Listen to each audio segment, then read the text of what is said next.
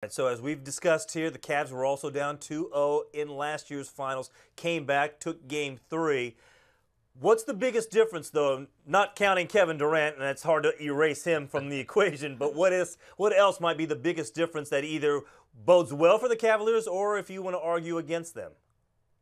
Well, yeah, I think it starts with Kevin Durant. You're right, it is the biggest difference. I think the Cavs just need to be better defensively.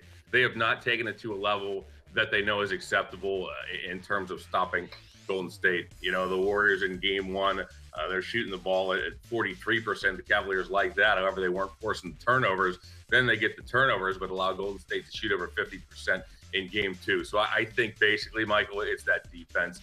They know they can't defend at this level and be successful against this high-octane team, against any team really. Sure. But the Warriors have made it look so easy. The Cavs must be better defensively on their own floor if they're to take game 3 and make this a series once again. John, there have been moments in the first 2 games where there's just been flat-out confusion from the Cavaliers as to who is supposed to guard whom, and there'd be wide open shots. I mean, you're leaving Steph Curry or Klay Thompson wide open, and you know what's going to happen there. What's led to that?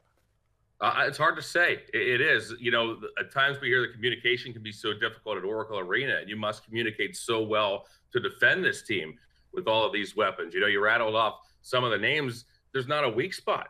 There really isn't. I mean, there aren't guys on this Warriors team that you could point to and say, okay, there's the guy we want taking the outside shot, or okay, there's the guy we leave once we start switching, once we start trying to rotate and get to the shooters because they have so many weapons. So I think, you know, the communication would be my guess, which is, of course, difficult at times in Oracle Arena. But, yeah, I agree with you, Michael. The Cavs have looked confused at times. Their rotations haven't been as quick as they need to be. And if that doesn't get shored up quickly, they're going to be in some trouble.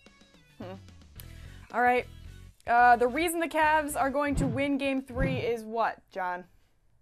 I would have to say, Alexa, if they get help from that supporting cast, like I've been saying. And I mean, it's critical. And, you know I've talked about it a number of times, but there's a reason why General Manager David Griffin went out and got the veterans he did, like Darren Williams, like Kyle Korver, guys coming off the bench who they look for some production, not every game, but to step up from time to time and be the kind of player that they can be and give some support to guys like LeBron James who are out there averaging a triple-double. So I think if they get production from that bench, play the kind of defense that they have from time to time throughout the season, it's been uneven. You know, we haven't seen it all the time. We've seen it some of the time. We saw it earlier in the playoffs out of the Cavaliers. If they can get back to that, get some other contributions, to me, that's a secret to success in Game 3.